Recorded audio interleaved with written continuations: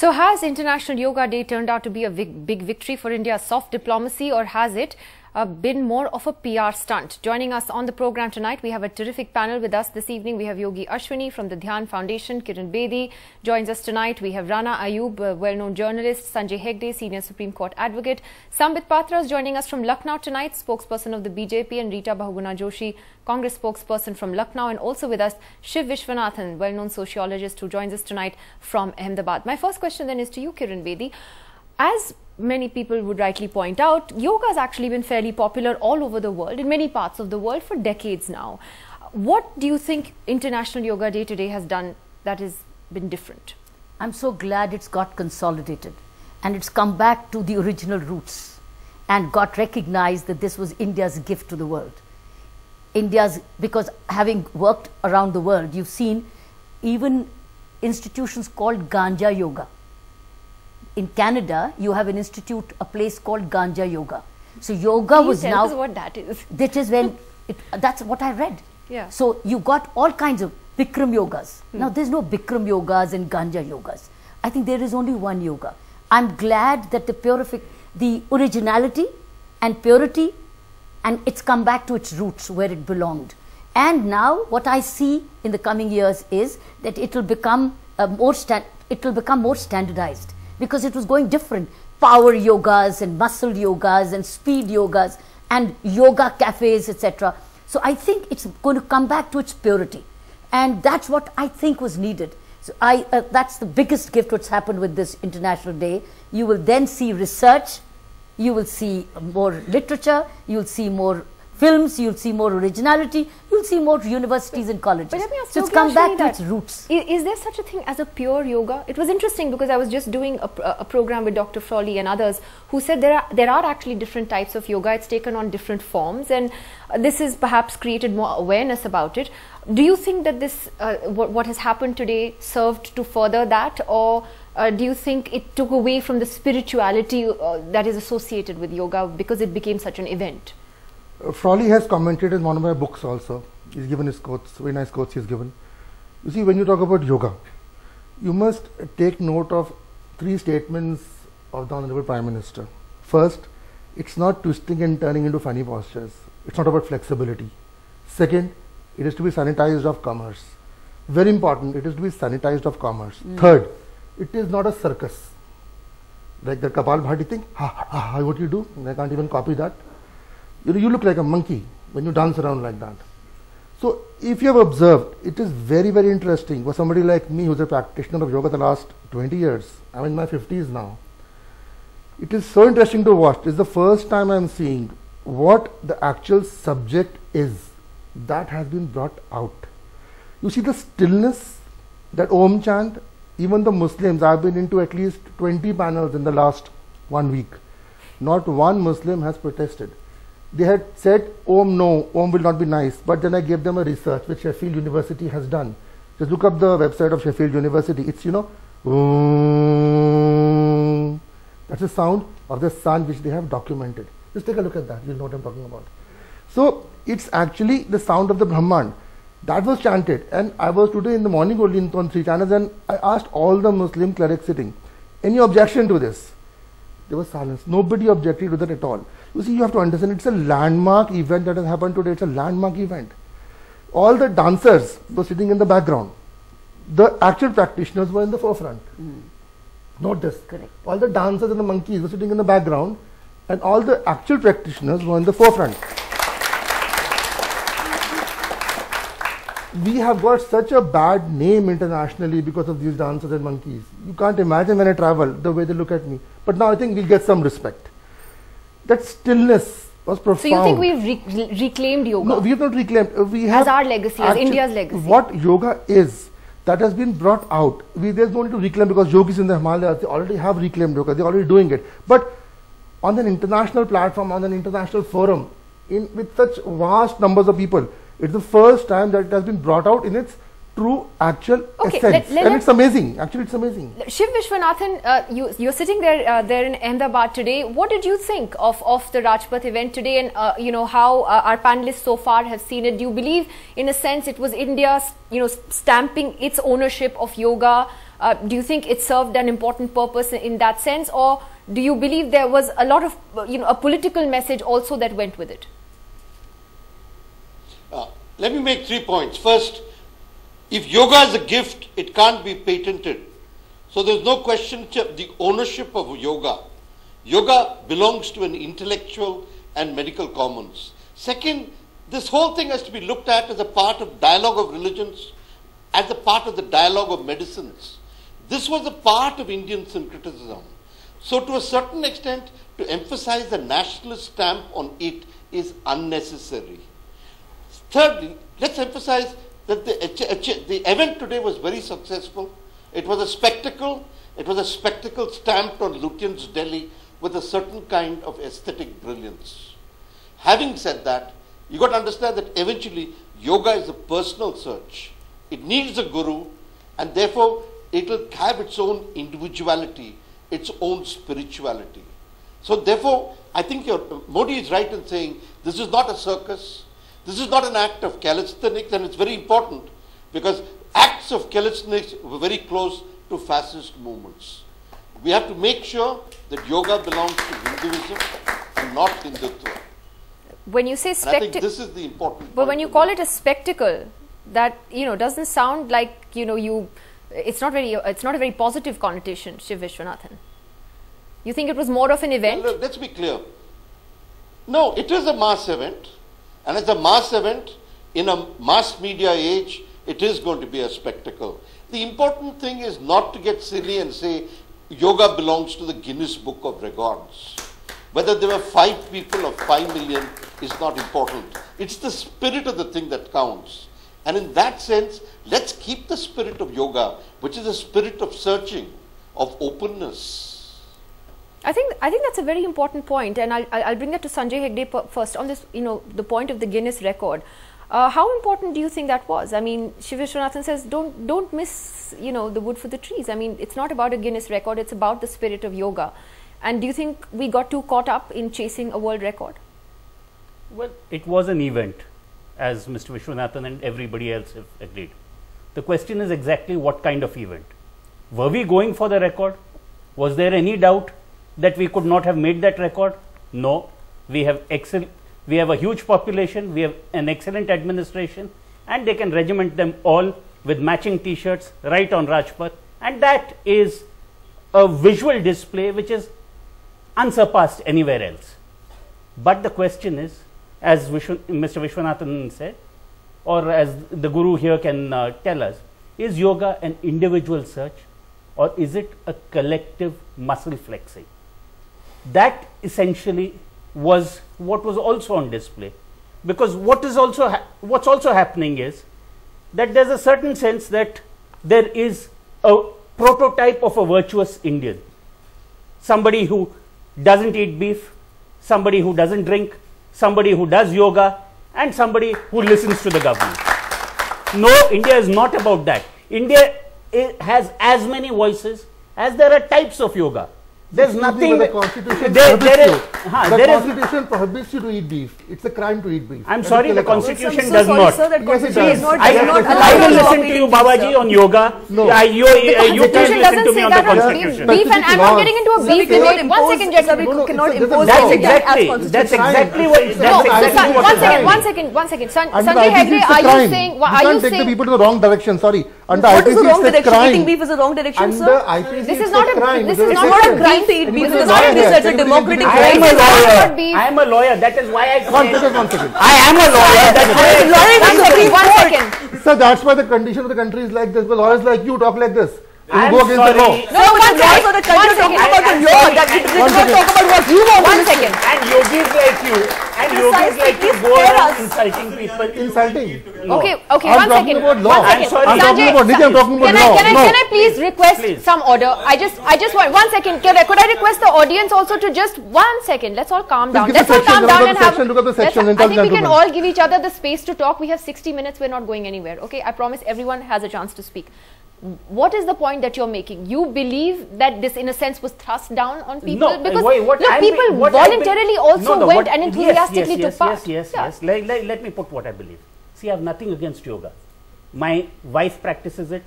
my brother's American mother-in-law, she's a yoga teacher. Everything goes on voluntarily. You do yoga, you play tennis, you play cricket, whatever you do, please do it voluntarily. Do not hold up yoga as a standard of good citizenship. Today, the Vice President of India has been continually abused on social media, saying that the Vice President of India did not turn up. Ram Madhav of the BJP, you had Shwapan Das Gupta, and you had several of the right-wing handles continually abusing the Vice President for not participating.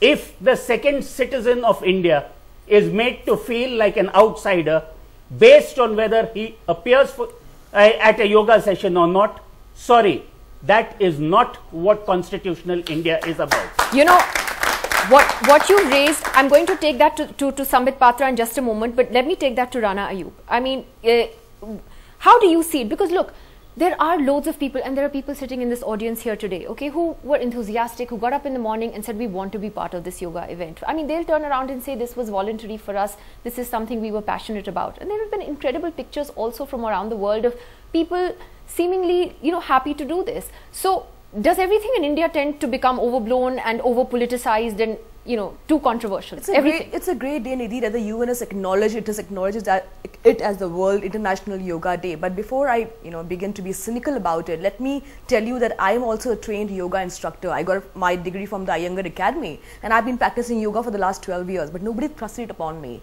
Nobody in my family did it, but I wanted to do it myself. Today, while I'm keeping the Ramzan fast, okay, I'm fasting for the month of Ramzan, but while doing it, I'm also doing my yoga. But nobody has made it mandatory for me that Rana, you have to do yoga. The problem is, as certain teachers from various universities today came out and said, why is it that every university, in every department, in every college has been asked to send a list of 30 students who will appear for this spectacle, which I would want to call, which Rahul Srivastava really pointed out as a Kodak moment. Because we saw a similar Kodak moment in the Swachh Bharat Abhiyan. I have been researching on the story. I have been researching on the story on Swachh Bharat. I met a nodal officer who has been given the responsibility of carrying out the Swachh Bharat Abhiyan. The man has sent an email 6 months ago to the government of India on the requirements for sanitation and drainage system. Till date, that man has not got a single reply from the government of India on his requirements. You're saying it gets reduced to a photo op? It is just a photo op. It's a spectacle.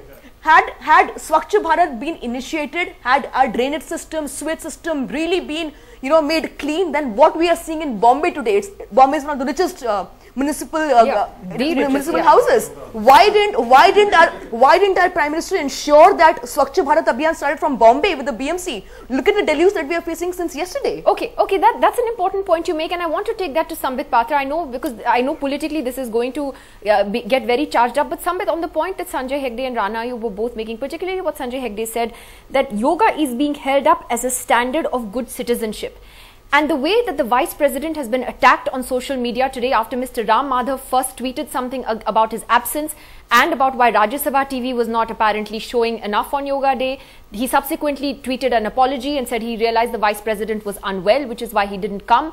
And you've had a bizarre situation with the Rajya Sabha TV, the CEO putting out tweets with clips of how the channel did, have various stories on Yoga Day.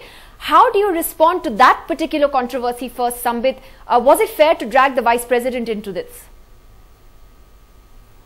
Nidhi, today we are discussing a very important issue, and let me first congratulate everyone in your studio that today was the Day of India. In fact, internationally, if anyone won today, it is India which has won today. We should not be fighting today. We should all be smiling. We may have different opinions. We may have different views.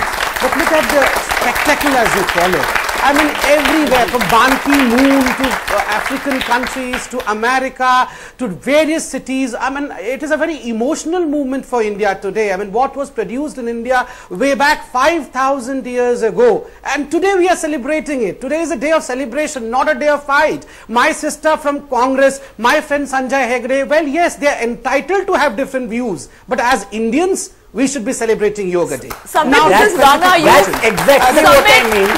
Sambit. That's exactly what I mean. Rana, I'll answer all of you. Sambit. I will answer all of you. I'll answer all of you. That's exactly what I mean. So we're good Indians if we take part in Yoga Day. Please That's allow what Sambit said. Allow me. This is exactly what I mean when you say you are holding up somebody to a virtuous standard of citizenship. Sambit, we are also as emotional. Sambit, we are also as emotional. Yes, I realize, Rana, I am not questioning your emotionality at all. Please answer this question. We are as emotional as the International Yoga Day. Please allow me to Then why is it that a Ram Madhav, your party, questioned the Vice President of the country who's Okay, I'm coming to that. Sambit, your point is, I understand the spirit in which Sambit is speaking. I understand the spirit in which let him finish. Yes, I understand the spirit in which Sambit is trying to say that we should all be calm and look at this calmly. But Sambit, the point is, it was Mr. Ram Madhav who got very upset with the Vice President of India. Yes, I'm coming to that. So what happened there? Was that fair? I'm coming to that answer, Nidhi. Two questions have to be answered. Second question would be Mr. Ram Madhav's tweet. First question is what was raised previously, that search of peace and search of truth is always in seclusion, is an individual affair. It is not for the whole society to have a spectacle, as was pointed out previously. To this I disagree. Someone said that 5 people or 5 million people, how does it differ? No, sir, it differs. Everyone knew that search of peace was an individual affair. But why then Buddha came out and started pravachan? Why did Guru Nanak, after attaining peace, wanted that whole world should be in peace? Why did they start their sojourn, their journey across the globe, teaching and propagating peace? Because they wanted that what knowledge they have about peace should be propagated to everyone. They were not saying that peace should be a compulsory affair. And Mr. Modi is not saying that yoga should be a compulsory affair, because he realized, Mr. Modi realized that yoga is an essence that everyone should understand for a healthy life, and he propagated it. That's all. He is not making it compulsory. And today, I would speak from my own emotions that look, this Narendra of ours has matched his guru, the Narendra, the Vivekananda, who took the great Indianness to the world outside. This Narendra has taken the great yoga to the world outside. Yoga always existed. It's not that Mr. Modi created yoga. Yoga always existed. Yoga was propagated internationally. All right, Sambit, I think let's get a mic here, because there are some youngsters who have a couple of comments for you before I come to Rita Joshi. Demonstrated Bhakti Yoga. First of all, 1 second. Let me get everyone's point of view. No, I'll come back to him on Ram Madhav as well. But yes, because you guys were making a lot of noise, you wanted to say something. Go ahead. Is this audible? Yeah. Yeah. Are you comparing Modi to Buddha, Mr. Sambit Patra? you didn't hear him properly then, unfortunately. And I did. Everyone's hearing. Narendra. Don't take him out of context. I will answer. No, because this is what he's doing. Let him answer. Let me get one more comment in. Let me get a couple of more comments in. Yes, yes. My question is to respected Kiran Bedi ji. Ma'am, I have heard you. Sambit, let me just get a couple of comments from everybody, and then I'll come to you. Yeah, basically, I have been hearing ma'am's speeches since a long time, and I really do not understand where is the systematic change that you used to talk about. You used to talk about systematic change in education and more departments.